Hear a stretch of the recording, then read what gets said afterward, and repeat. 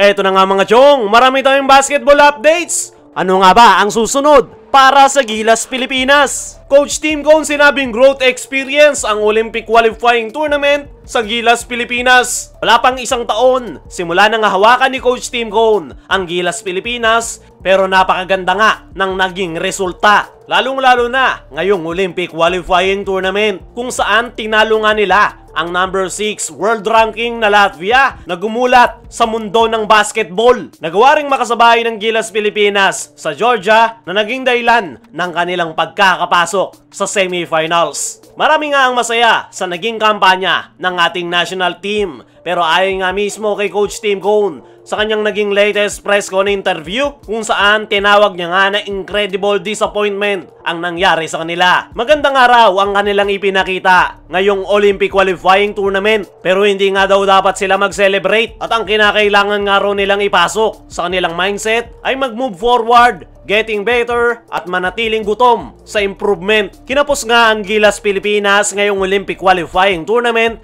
matapos silang itumba ng number 12 world ranking na Brazil sa score na 71-60. Pero ang silver lining nga para sa ating national team ay hindi nga ine-expect ng lahat na makakapasok tayo ng semifinals. At napatunayan nga ng Gilas na kaya nating sumabay sa mga top caliber teams. At ang naging experience nga raw nila sa Olympic qualifying tournament ay isang growth experience. Napakahirap nga raw ng kanilang pinagdaanan kung saan sa loob ng 4 na araw, 3 laro ang kanilang binuno. At yan nga raw yung kinakailangan nilang paghahandaan at i-adjust para makasabay sa hectic schedule. At ngayon na wala na sa schedule ng Gilas Pilipinas ang paparating na Olympic qualifying tournament, ay looking forward nga ngayon ang ating national team sa paparating na FIBA Asia Cup 2025 qualifiers sa darating na November. Makakalaban nga nila dyan ang New Zealand sa November 21 at November 24 naman kontra Hong Kong. At paniguradong magagamit ng Gilas Pilipinas ang kanilang mga natutunan ngayong Olympic qualifying tournament. At mukhang magtutuloy-tuloy yung magandang programa ng Gilas Pilipinas. Dahil ayon sa article ng Spin.ph ay pinapangako nga ng Samahang Basketball ng Pilipinas na tuloy-tuloy ang continuity ng Gilas Pilipinas matapos ang FIBA OQT. Very optimistic nga itong si SBP President Al Panlilio sa future ng Gilas Pilipinas. Ayon nga mismo kay Al Panlilio ay ang naging performance nga raw ng ating national team sa Olympic qualifying tournament ay ang patunay na kayang makipag-compete ng Gilas Pilipinas sa mga best team in the world kahit pa kakasimula lang ng programang inilatag ni Coach Tim Cone. At dahil nga raw sa pagkakapanalo ng Gilas Pilipinas kontra sa number 6 world ranking na Latvia, ay naniniwala itong si Al Panlilio na nasa tamang daan ang Gilas Pilipinas dahil sa kanilang ultimate goal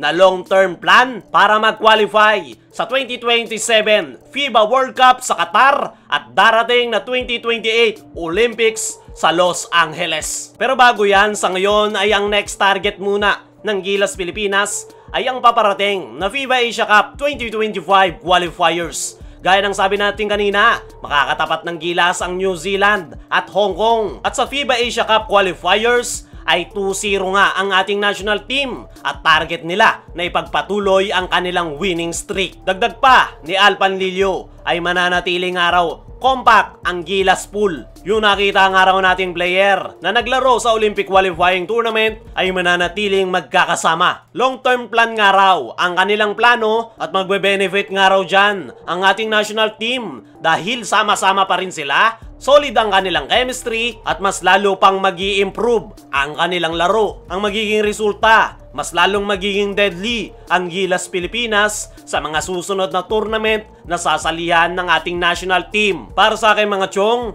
bigo man ang Gilas Pilipinas na makuha ang huling ticket para sa Paris Olympics, ay ito talaga yung tunay na learning experience. Napakarami nga nilang natutunan na po pwedeng i-apply sa kanilang laro. Actually, kayang-kaya sana talagang mag-advance ng Gilas Pilipinas sa finals. Talagang inalat lang yung kanilang laro at natapat pa na injury si Kai Sotto. Pero kahit na ganon, congrats pa rin para sa Gilas Pilipinas dahil nakapagpakita nga sila ng magandang performance at pinatunayan nga nila na kayang sumabay ng Pilipinas sa basketball world stage. Naniniwala ko mga chong na mas magiging deadly pa ang Gilas Pilipinas. Dahil gaya nga ng sabi natin kanina, long-term plan ang plano ni Coach Tim Cone. Ngayon pa nga lang, napakaganda na ng kanilang ipinapakitang performance. Ano pa kaya kapag nakabuo na talaga sila ng solid chemistry at makuha ng tuluyan ang triangle offense ni Coach Tim Cone, ay panigurado hindi lang tayo makakasabay sa mga top caliber teams. Tatalunin na natin ang mga yan sa mga susunod na tournament na sasalihan ng Gilas Pilipinas. Sa ngayon ay kinakailangan lang talagang manatili at magpatuloy ang long-term plan ni Coach Tim Cone sa Gilas Pilipinas. Sana lang talaga ay walang humarang at umepal sa napakagandang programa na yan ni Coach Tim Cone. Ngayon pa nga lang nakikita na natin yung magandang resulta. Ano pa kaya kapag naaabot na nila ang pinaka-tina-target ni Coach Tim Cone sa ating national team, ay panigurado magagawa na nating madomina ang basketball hindi lang sa Asia. Sa ngayon ay mahaba-haba pa bago ang magiging next stint ng Gilas Pilipinas. November pa nga ang FIBA Asia Cup qualifiers, kaya naman balik na nga sa kanya-kanyang mga kupunan ang mga Gilas Pilipinas players, lalong-lalo na itong si Coach Tim Cone para sa kanyang kupunan na Barangay Ginebra.